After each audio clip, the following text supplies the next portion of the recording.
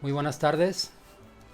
El día de hoy vamos a platicar acerca de la revolución industrial y todos esos grandes inventos que se van a desarrollar entre el siglo XVIII y el siglo XIX, que va a suceder a la par de los grandes pensadores y las nuevas formas de vida que va a tener toda la gente a raíz de la ilustración, a raíz de todos estos nuevos adelantos científicos, tecnológicos, formas de pensar, y que todo en su conjunto va a ocasionar toda una revolución en todos los aspectos.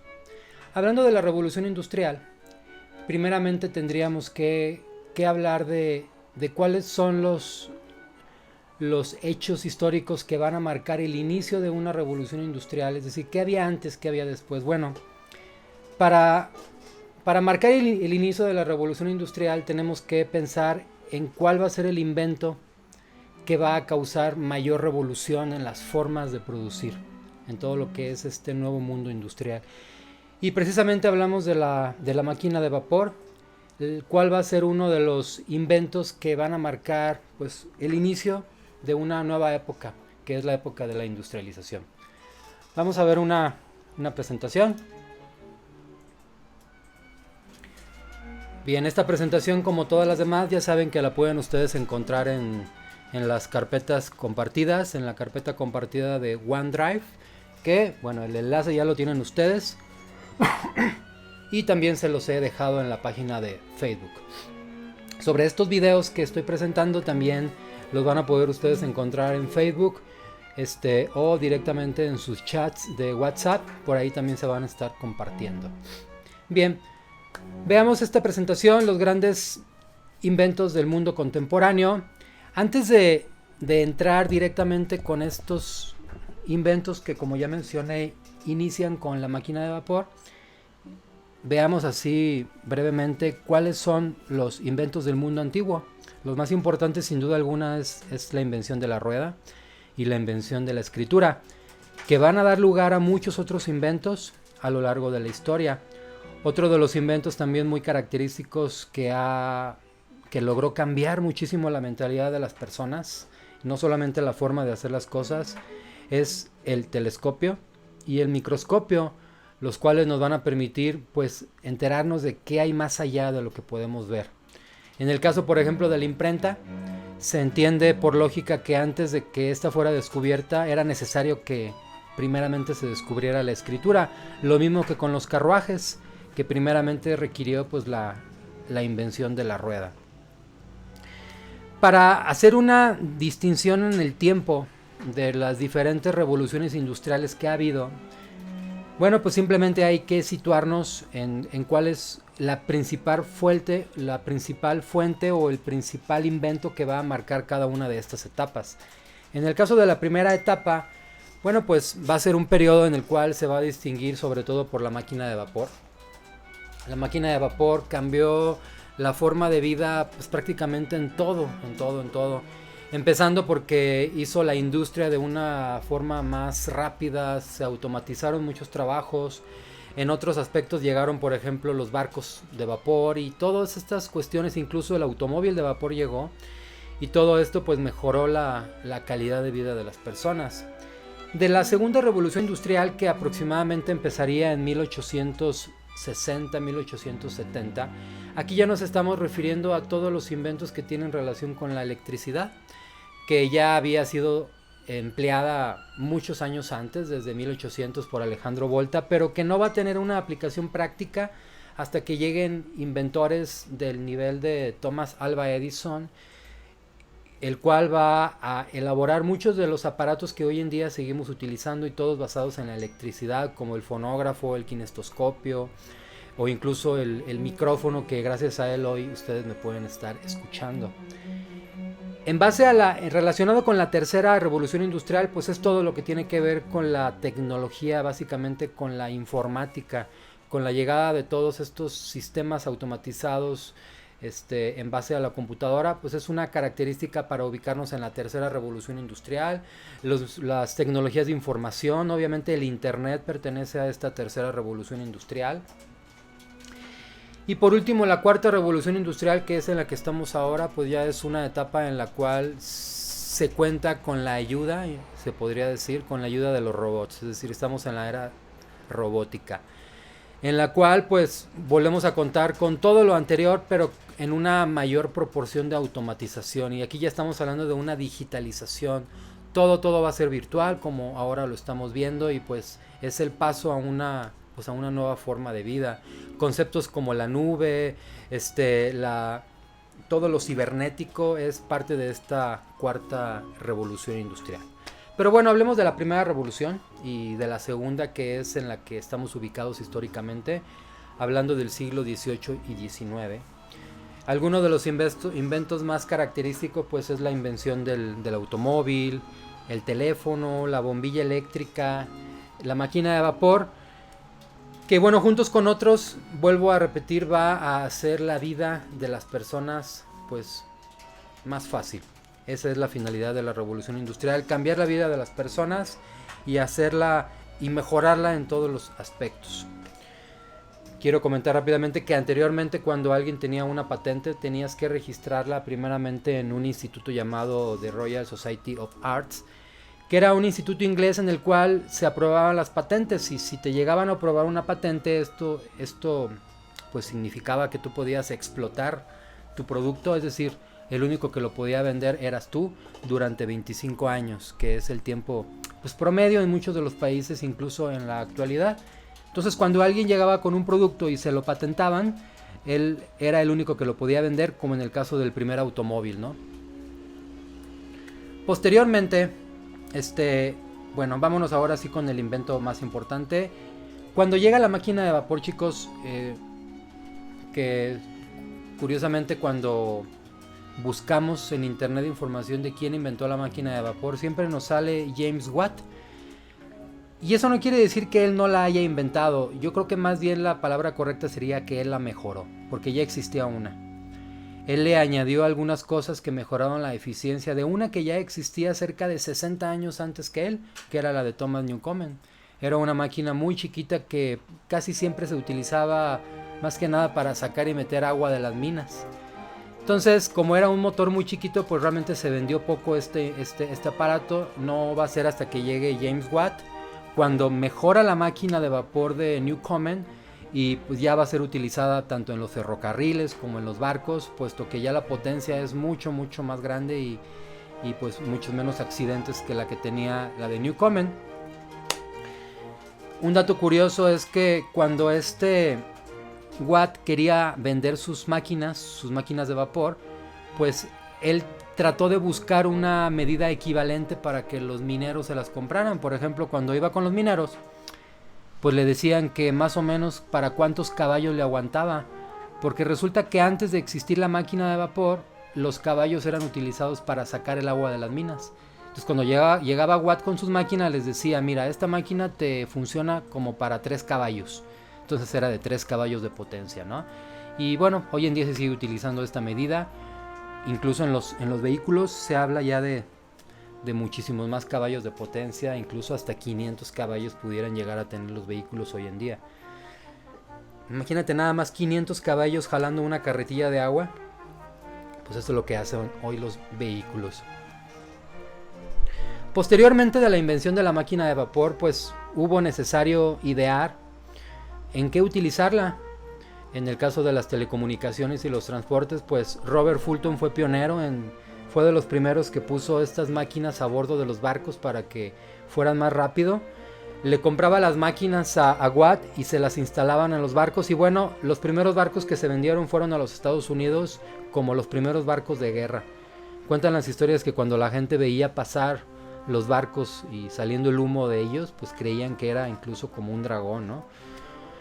Y bueno, alguien tuvo la brillante idea de ponerle una de estas maquinitas a los coches. Así como, pues quitémosles el caballo y pongámosle una máquina, ¿no? Era una idea a lo mejor novedosa, pero que causó muchísimos problemas. Porque pues ahora había muchos accidentes. Era como ir con una olla de agua hirviendo frente a ti, ¿no? Entonces es por eso que sí se patentó, pero realmente fue un vehículo que nunca se va a utilizar.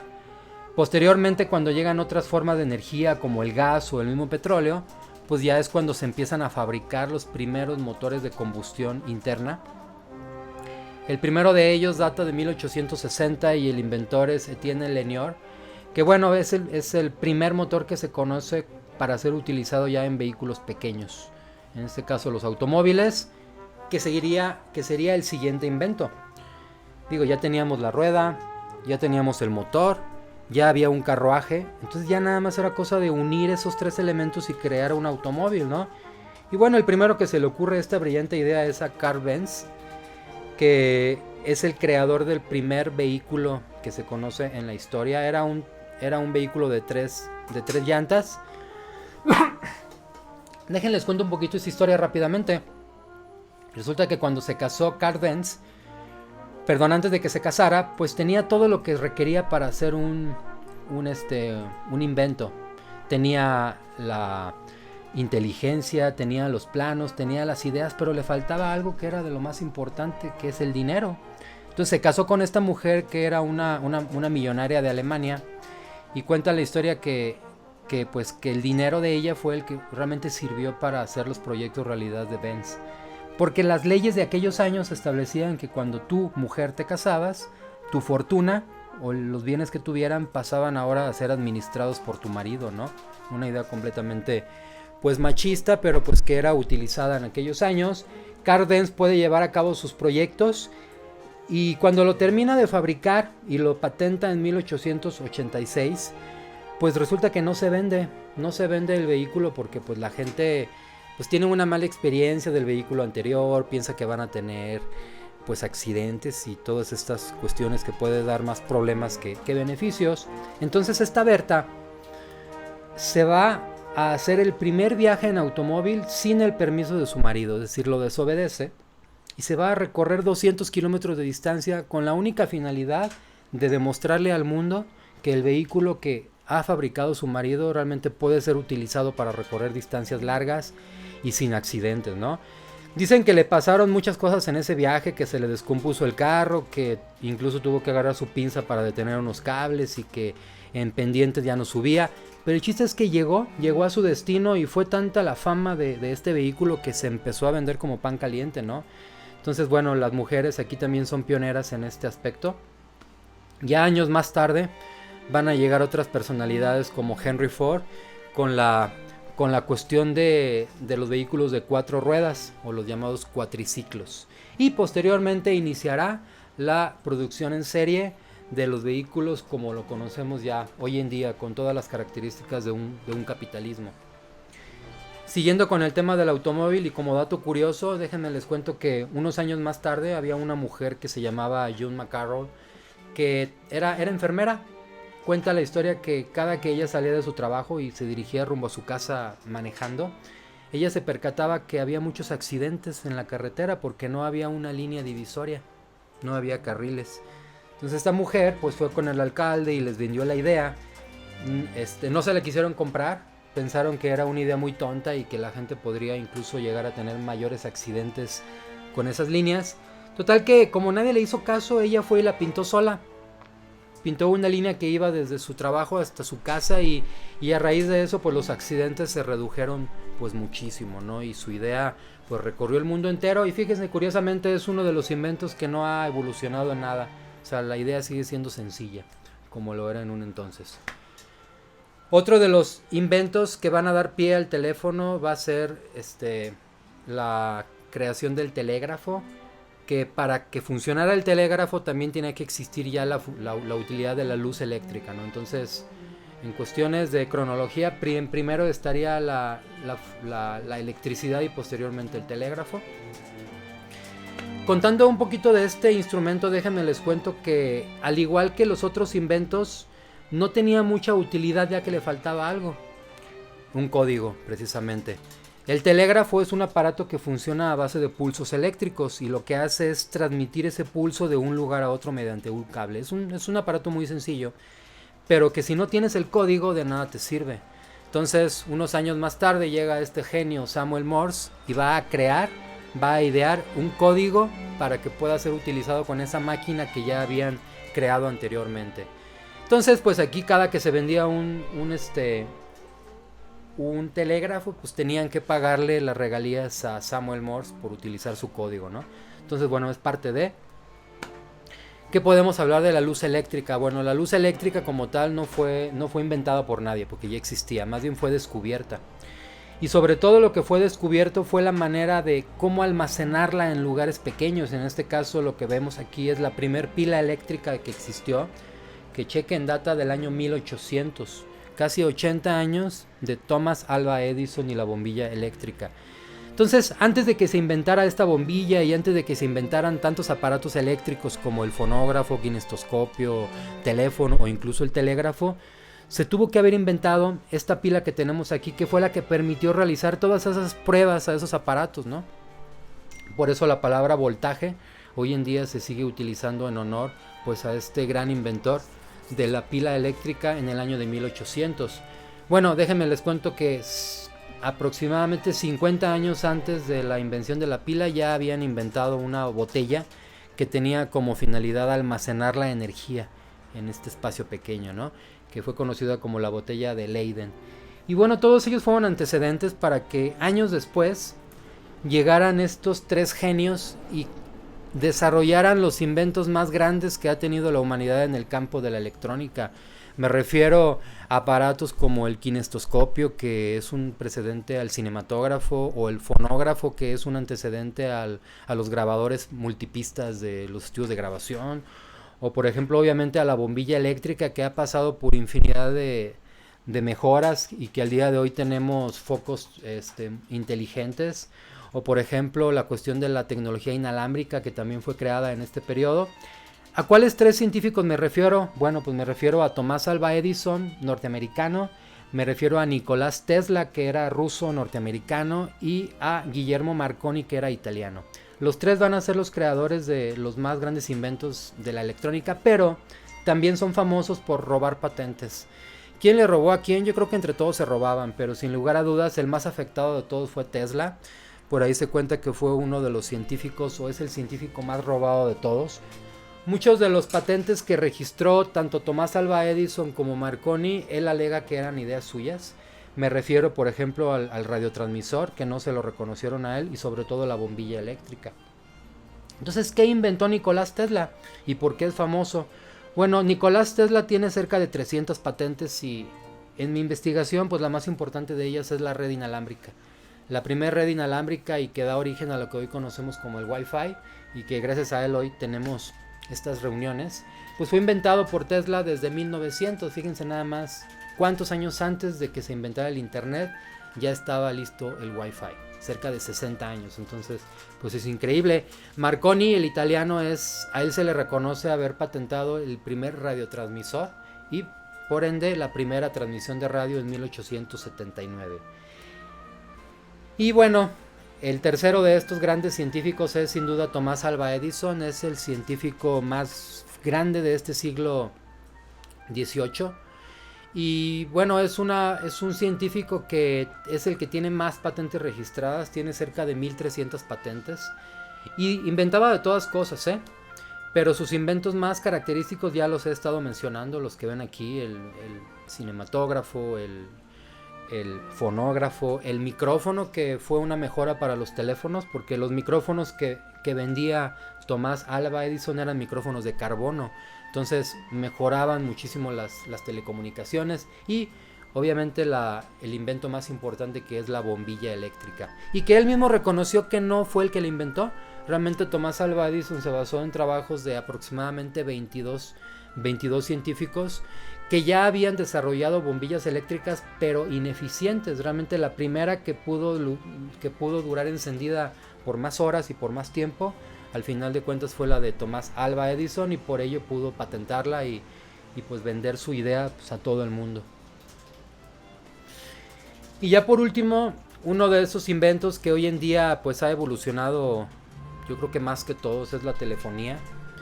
Y aquí hay dos inventores, pero al que se le reconoce de haber sido el que patentó el teléfono por tener realmente la utilidad de transmitir la voz por medio de un cable fue a Alexander Graham Bell. Se cuenta que incluso le pagó grandes sumas de dinero a Reis por ese invento. La diferencia entre los dos proyectos era mucha, porque el primer teléfono de Raze era simular una oreja a base de madera, pero en vez de transmitir la voz, lo que Raze transmitía era el sonido de un violín. Entonces pues realmente no tenía mucha utilidad. Transmitir sonidos de violines pues a nadie le interesaba.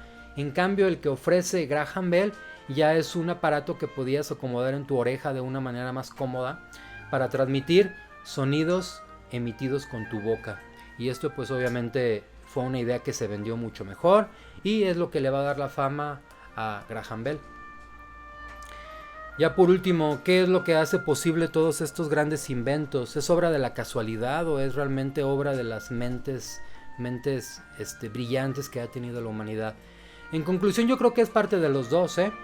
En conclusión, yo creo que sí ha habido momentos en los que la genialidad de estas personas queda en segundo término y es más el accidente, la chispa, que lo que pudieran llegar a tener en sus mentes, ¿no?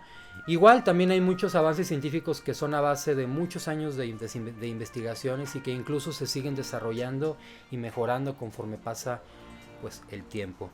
Bueno chicos, pues sería todo en esta sesión. Les agradezco mucho su atención y que bueno, constantemente voy a estar subiendo videos de los temas que vaya a estar exponiendo. Para los que no puedan ver las clases en vivo, pues puedan regresar a estos videos y completar el contenido de la materia. Muchas gracias, hasta luego.